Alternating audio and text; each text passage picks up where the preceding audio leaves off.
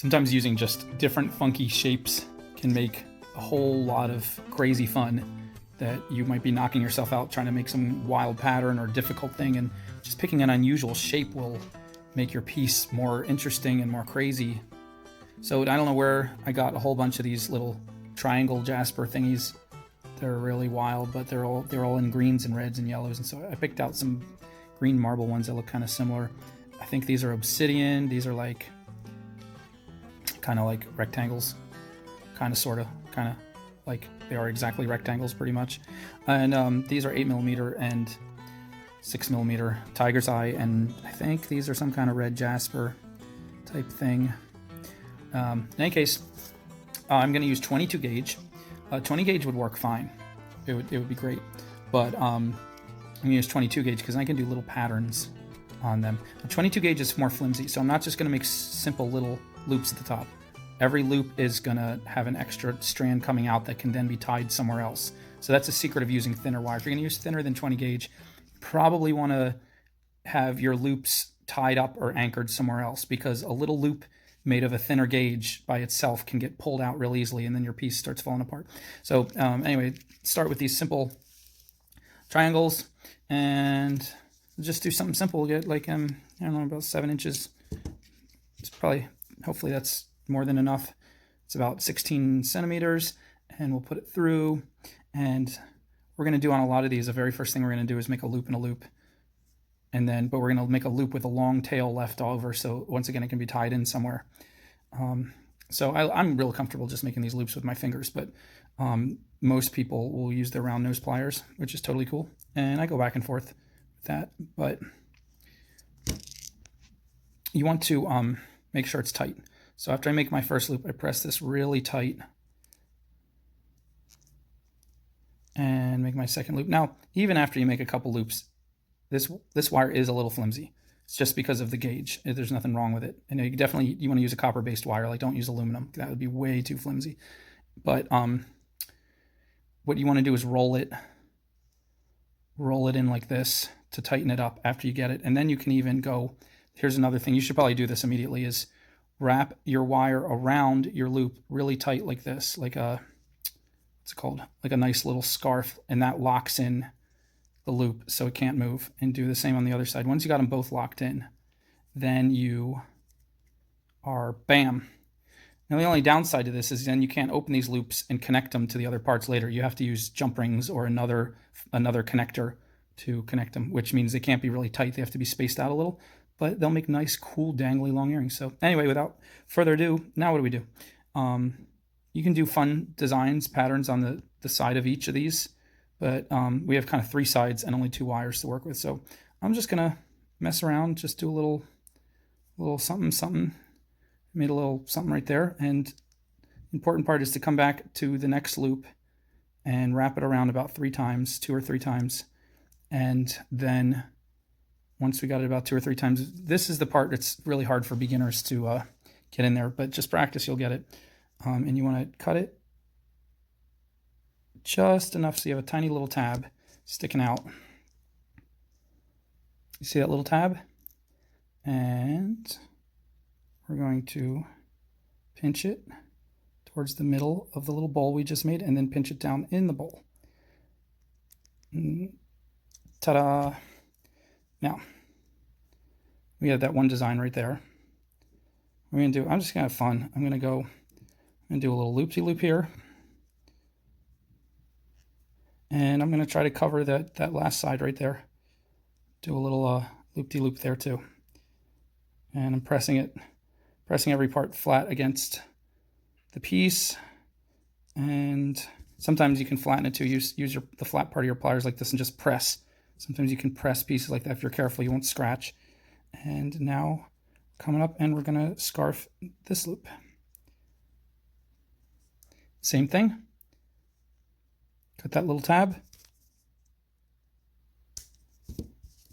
Tuck that little guy in. Make sure you have like a really good angle. Push him towards the middle and then shove him right in. Boom, he disappears. Strong. It's gonna hold up. It's fun. Fun for everyone.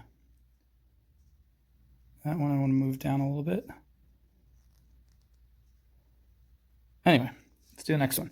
Now this one's going to be really fun. This is where we're going to have most of our fun. We're going to treat this like it's actual pendant. And we're going to wrap it with this little wire. And this one I'm going to take a whole, like, it's about 10 inches. Probably not going to use it all, but just in case, because I'm always taking too little. If you pay attention to these videos, I'm always trying to cut it too short, and then I'm like, crap. So bring it to the middle. Bring the bead to the middle of your wire. And again, we're going to do the same thing. Crimp, crimp, and then loop, loop. Then we're going to wrap the loop around itself really tight. Pull it real tight. One side, that's locked in. Now we'll do the other side.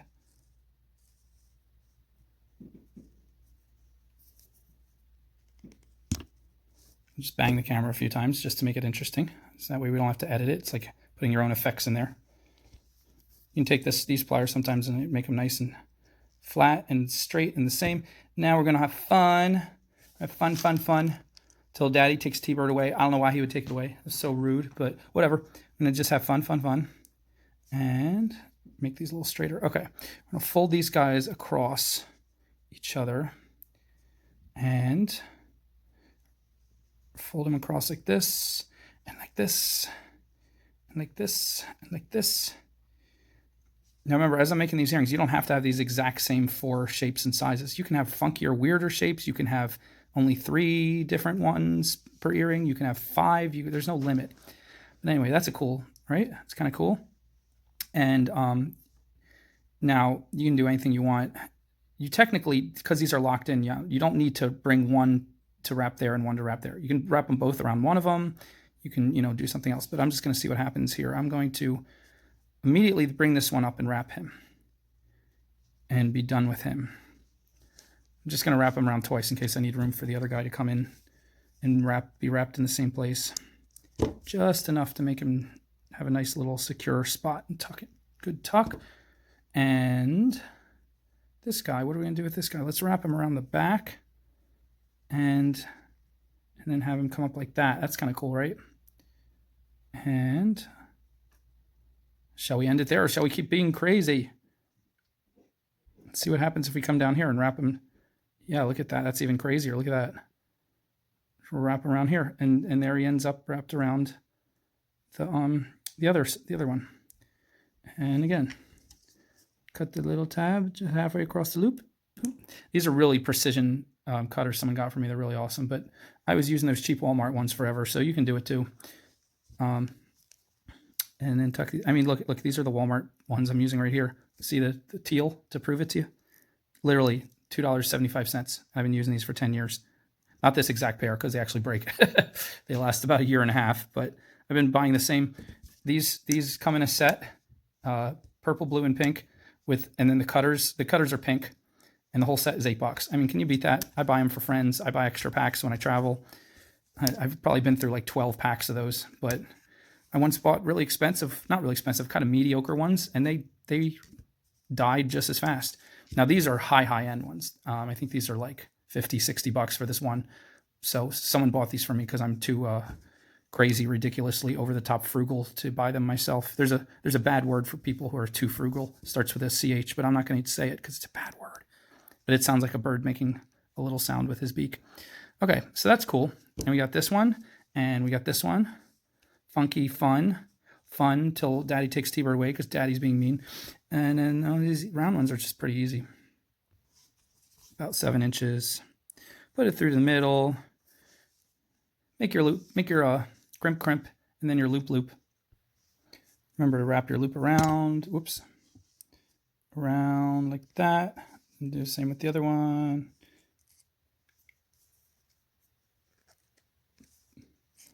Locked in.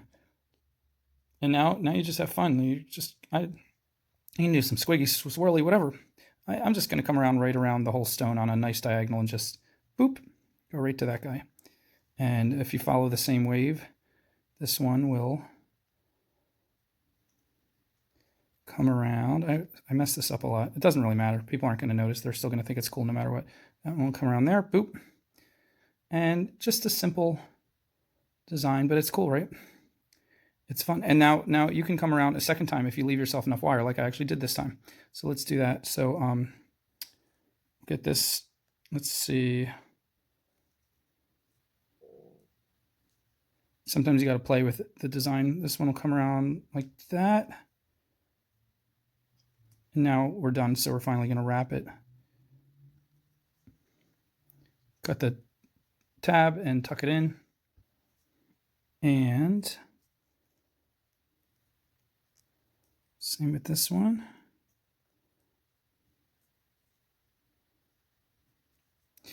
You know what? This, and do a little loop in there, make it a little interesting.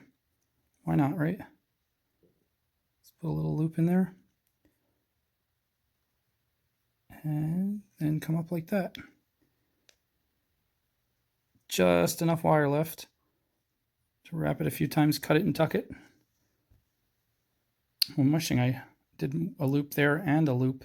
So you have that open spot there.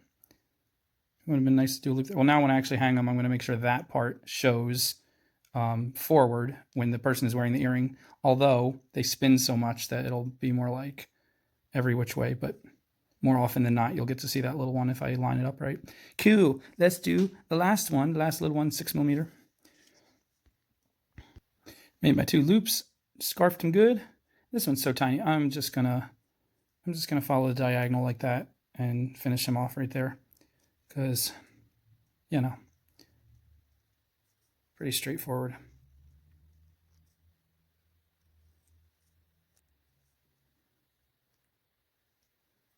Now you want to make sure both your wires are going the same diagonal, because that looks cool when it spins. If you have them going opposite diagonals, then instead of like making this S curve thing, they end up making kind of an oval, which is fine. It really doesn't matter. It'll hold the bead the same. It'll still look cool, but I'm just telling you, it looks extra cool if you get them moving in the same direction. So then you just cut little tabs and tuck them. Bam.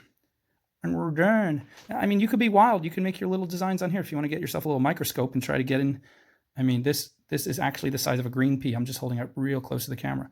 But I mean, it'll look really cool. And so if people have an eye for detail, they'll be like, whoa, how did you make that, all that crazy little pattern in there? But me, I pretty much had enough fun for today, so I'm just going to cut these and tuck them. Make sure with this thin wire, you're not cutting the wrong wire. Cut the blue wire, not the green one, or the bomb will blow off. Make sure you're only cutting the one little tiny part and not any of the other wires. But you knew that already. Now to connect these, I told you that you would need jump rings. Don't try to make your own jump rings out of this wire. There's a time and a place where you can make your own jump rings. This wire is way too flimsy, and if you just make one simple round loop with it, it's not going to be strong. Too much pulling, and it's going to open. And all you need is the tiniest little opening, and those little guys are going to fall right out when they're jangling or whatever. That's why when we made these loops, we tied them down. So get jump rings that match. You don't have to get, this is antique copper color, by the way. I don't know if I mentioned it. You don't have to get the exact same color. You could get bright copper, would blend in well. You could get antique brass or bronze, which is a little more yellowy, but that blends in well. I happen to not have my antique copper jump rings with me. I just realized. But I do have the hooks, the antique copper hooks. So I'm going to sacrifice some of these hooks, and I'm going to take that loop off and use that as a jump ring. The reason why, the jump rings and these hooks are made from a stronger base metal, closer to like a steel type metal on the inside, even though the coating on the outside is still the same color. So that's why they're much more useful. So I've never done this before, but it looks like it will work. So I'm just gonna slide this. Camera focus, and the camera doesn't want to show you. I'm gonna try to slide the little ball thing down and see if I can just snip just the loop off, and then try to reform it a little bit around those pliers. In fact, I'm gonna cut it down here, top of the loop. I'm gonna try to slide this spring part down. Nope, can't get in there. All right, we're going to cut this as high up as we can. See if we get this apart. Tough little guy. Just this might not work. Give it a shot. It did not work. They were too tiny.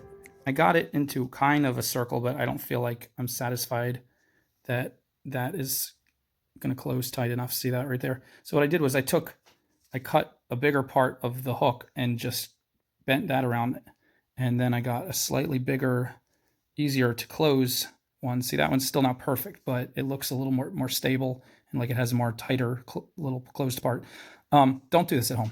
This was ridiculously irritating and difficult, and I had to use both pliers, and I almost slipped and stabbed myself with the pliers, and now I have to make 3 of these for each earring, 6 of them total. But that's fine. I do it for you guys because you guys are the best. But make it easy on yourself. Just get some anti-copper jump rings or whatever color wire you use.